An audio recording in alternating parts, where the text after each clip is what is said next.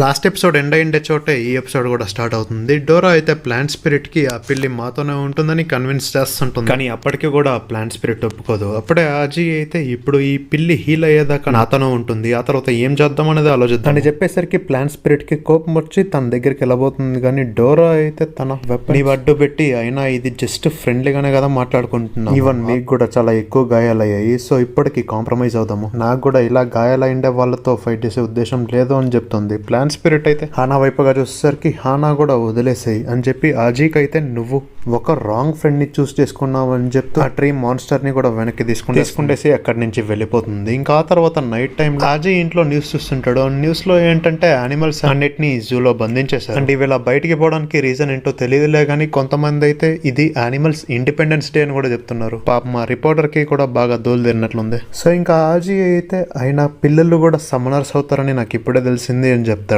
ఇంకా క్యాట్ గల్ ఏమో యాక్చువల్లీ పిల్లలే కాదు, కుక్కలు, టాటాయిస్లు, అంతెందుకు ఈవెన్ కాక్రోచెస్ కూడా సమ్మనర్స్ అవుతాయి. ఈవెన్ ఇంతకు ముందు మామత్ కూడా సమ్మనర్ లాగా ఉండేది. అండ్ ఇలా యానిమల్స్ సమ్మనర్స్ లో కూల్ గా ఉండే వాళ్ళు ఎవరంటే నా బ్రదరే. కానీ నేను నా బ్రదర్ ని కోల్పోయాను, వెతుక్కుంటూ ఇంత దూరం వచ్చాను. అంటే ఆ ప్రాసెస్ లోనే నాకు గాయాలు కూడా ఎక్కువగా అయ్యాయి. అప్పుడు నేను ఆజీని కలిశాను. అంటే అప్పుడు యాక్చువల్లీ నేను నా సమ్మనింగ్ పవర్స్ ని కూడా యూజ్ చేయలేకపోయాను. అంటే నా బ్రదర్ నన్ను ఎందుకు అవాయిడ్ చేస్తున్నాడో తెలీదు, నేను ఏదైనా పెంట పని చేశానా అని అప్పుడప్పుడు బాధేస్తుంటుంది అని ఏడుస్తుంటుంది. అప్పుడే ఆజీ అయితే ఏం బాధపడమాక, గ్యారంటీగా మీ బ్రదర్ ని కనిపెడతావు. అండ్ ఫస్ట్ నీ గాయాల్ని హీల్ చేసుకోవాలి, సో బాగా రెస్ట్ తీసుకోవాలి అండ్ మంచిగా ఫుడ్ తినాలి. ఇంతకీ ఇప్పుడేం తింటావు అని అడిగి దాన్ని ప్రిపేర్ చేసేందుకు సిద్ధమవుతాడు. ఇంకా ఆ తర్వాత బయట యాక్చువల్లీ ఇదంతా ఒక కాకి వింటుండేది చూపిస్తారు. అండ్ ఆ కాకి అలా పైకి ఎగురుకుంటూ వెళ్తుంది. అంటే చుట్టుపక్కల చాలా కాకలే ఉంటాయి. అండ్ అక్కడే ఆ క్యాట్ గల్ వాళ్ళ బ్రదర్ ఉంటాడు. సో ఇంకా ఆ తర్వాత డోరా అండ్ మియావ్ అయితే వీడియో గేమ్స్ ఆడుకుంటారు. అప్పుడే డోర్ బెల్ సౌండ్ వినిపించేసరికి ఆజీ వెళ్ళి డోర్ తీస్తాడు. బయట ఏమో సూట్స్ లో లైక్ ఏలియన్ లాగా కొంతమంది ఉంటారు. సో వాళ్ళైతే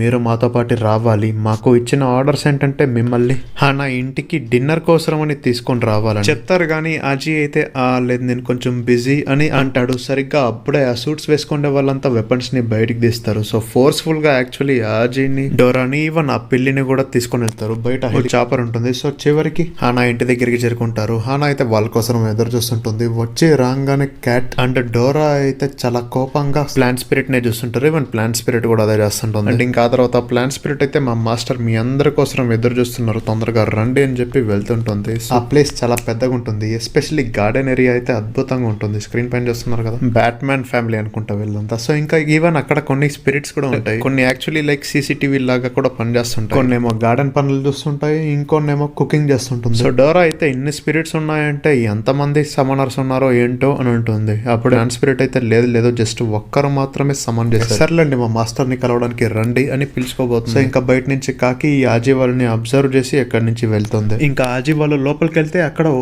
ఏంజల్ లాగా స్టాచ్యూ ఉంటుంది. అదే యాక్చువల్లీ వాచర్స్ కి ఫస్ట్ లీడర్ అనమాట. సో ఇంకా వాళ్ళు అక్కడి నుంచి స్టెప్స్ ఎక్కి వెళ్తున్నప్పుడు ఆజీ అని ఎవరో పిలుస్తుంటారు. సో ఆజీ వెనక్కి తిరిగి చూస్తే స్టాచ్యూవే పిలుస్తున్నట్లుగా అనిపిస్తుంది. సో అలానే కాసేపు చూస్తాడు. అండ్ లైక్ లిటరలీ వేరే డైమెన్షన్ కి వెళ్ళిపోయినట్లుగా అనిపిస్తుంది. అండ్ దూరంలో చెట్టు దగ్గర లేడీ తననే పదే పిలుస్తుండేసరికి అక్కడికి వెళ్ళబోతాడు. కానీ సడన్ గా డోరా ఆజీని తల మీద చేసి ఆపేసరికి ఆజీ మళ్ళీ నార్మల్ అవుతాడు. అండ్ ప్లాంట్ స్పిరిట్ అయితే వెళ్లే టైంలో పగటి కళలో కనమాకాన్ని సెటర్లు వేసుకుంటూ వెళ్తుంటుంది. సో ఇంకా తర్వాత చివరికి వాళ్ళు మాస్టర్ దగ్గరికి చేరుకుంటారు. అప్పుడు ఆ మాస్టర్ అయితే నేను హార్లాన్ ని అని చెప్తాడు. అండ్ ఆ ప్లాంట్ స్పిరిట్ అయితే బ్లాక్ రోజ్ ఫ్యామిలీకి తినే హెడ్ అని కూడా చెప్తుంది. సో ఇంకా డోరాకి అయితే యాక్చువల్లీ వీడు ముసలాడా కదా, వీడిలో ఏమైనా అంత స్పెషాలిటీ ఉంది అని చెప్తుంది. సో ఇంకా వాళ్ళు డిన్నర్ చేయడానికి వెళ్తున్నప్పుడు హార్లాన్ ఆరాని సెన్స్ చేసి ఆజీ వాళ్ళు భయపడతారు. ఆ తర్వాత డైనింగ్ టేబుల్ పైన కూర్చొని ఇలా మిమ్మల్ని సడన్ గా ఇన్వైట్ చేసినందుకు నన్ను క్షమించండి, ఇక టైం వేస్ట్ అస్సలు చేయకూడదు, ఒక ఇంపార్టెంట్ విషయాన్ని చెప్పాలని మిమ్మల్ని పిలిచాను. సో అదేంటంటే మీ అందరికీ తెలిసే ఉంటుంది కదా, ప్రతి దాంట్లో స్పిరిట్స్ ఉంటుంది. అండ్ ఆ స్పిరిట్స్ అన్నిటికీ సోర్స్ ఏంటంటే ఒక సింగిల్ క్రిస్టల్ అని ఈవెన్ లెజెండ్ కూడా చెప్పాడు. లెజెండ్ సర్వన్ అని కాదు, ఈ లెజెండ్ వేరే. సో ఇంకా అలానే ఇప్పుడు ఎలాగైతే గాడ్ అండ్ డెవిల్ ఉందో అలానే ఇంతకు ముందు ఏన్షియంట్ సమనర్స్ ని రెండు భాగాలుగా డివైడ్ చేశారు. నేచర్ పవర్ ఉండే వాళ్ళని వాచర్స్ అని పిలుస్తారు. అండ్ వీళ్ళే ప్రపంచాన్ని కాపాడుతుంటారు. ఇంకా ఆపోజిట్ సైడ్ లో ఉండే ఇంకో గ్రూప్ దగ్గర స్పిరిట్స్ ఉండదు. సో అందుకనే వేరే వాళ్ళని చంపి వాళ్ళ స్పిరిట్స్ ని లాక్కుంటారు. ఈవెన్ ప్రపంచాన్ని రూల్ చేద్దామనే ఉద్దేశం కూడా వాళ్ళకు ఉంటుంది. అండ్ వీళ్ళనే డెస్ట్రాయర్స్ అని పిలిచేవాళ్ళు. సో మీరు యాక్చువల్లీ ఒక రకంగా చూసుకుంటే లక్కీనే, మిమ్మల్ని ఫస్ట్ మేమే కనిపెట్టాము, అయినా సరే మేము మీకు ఛాన్స్ ఇస్తున్నాము, మీరు ఎవరి సైడ్ ఉంటారు, డెస్ట్రాయర్ లేదా వాచర్ సైడ్ అని అడుగుతాడు. అప్పుడు డోరా అయితే నేను అవెంజర్ అవుతా అని చెప్తుంది. ఇంకా క్యాట్ ఏమో జస్టిస్ లీగ్ అని చెప్తుంది. ఇంకా నయం జై బలయ అనలా. ఆ పిల్ల మన కులమే. సో ఇంకా ఎనీవేస్ ఆజీ అయితే కూల్ చేస్తూ మాస్టర్ కి క్షమాపణలు చెప్తాడు. అండ్ అదే కాకుండా మా అమ్మ ఎప్పుడు మాఫియాతో చేతులు కలపకూడదని చెప్తుండేది. ఇంకా మా ముసలోడు అయితే ఈ మాఫియా గ్యాంగ్ డిక్లైనింగ్ స్టేజ్ లో ఉండేదని చెప్తుండేవాడు. అండ్ దాంతో పాటు నాకు వైలెన్స్ కూడా పెద్దగా నచ్చదు అని చెప్తాడు. అప్పుడే ఆ మాస్టర్ అయితే ఓహో అలాగా, ఇంతకీ నువ్వు ఏం చేస్తావో ఏంటో, అయినా నీ పేరెంట్స్ నువ్వు 5 ఏళ్ళు ఉన్నప్పుడే వదిలి వెళ్ళిపోయారంట కదా, నువ్వు పెద్ద అయ్యేదాకా వేరే వాళ్ళు చూసుకుంటారు. అంటే నువ్వు 2 పార్ట్ టైం జాబ్స్ చేసేవాడివి, నీ హెయిర్ కలర్ ని కూడా మార్చుకున్నావు, బయటకంతా బానే ఉందని నటిస్తున్నా సరే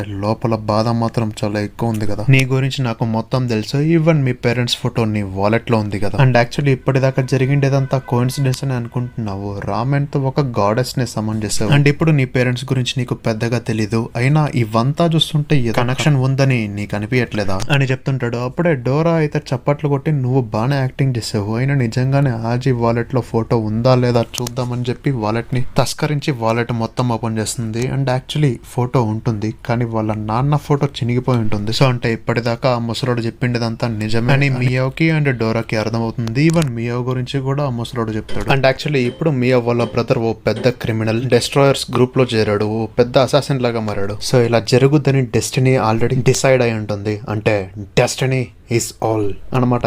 ఏదో ద లాస్ట్ కింగ్డమ్ డైలాగ్ ఇక్కడ వాడేసా, చూడకపోతే చూడండి, మంచి సిరీస్, పేరు గుర్తుంది కదా, the last Kingdom. Even Vikings కూడా చూడండి. సో ఇంకెలా వాళ్ళ ముగ్గురు గురించి చెప్పేసరికి వాళ్ళ ముగ్గురు షాక్ అయిపోతారు. ఇంకా ఆ ముసలోడు అయితే కావాలంటే మీరు ఇక్కడే కొన్ని రోజులు ఉండొచ్చు, మనం కావాలంటే ఇంకా ఎక్కువ మాట్లాడుకోవచ్చు కూడా, లైక్ దేని గురించి అయినా కావచ్చు, సమనర్స్ పాస్ట్ గురించి, ప్రెసెంట్ గురించి అండ్ ఈవెన్ ఫ్యూచర్ గురించి కూడా కావాలంటే డిస్కస్ చేయొచ్చు.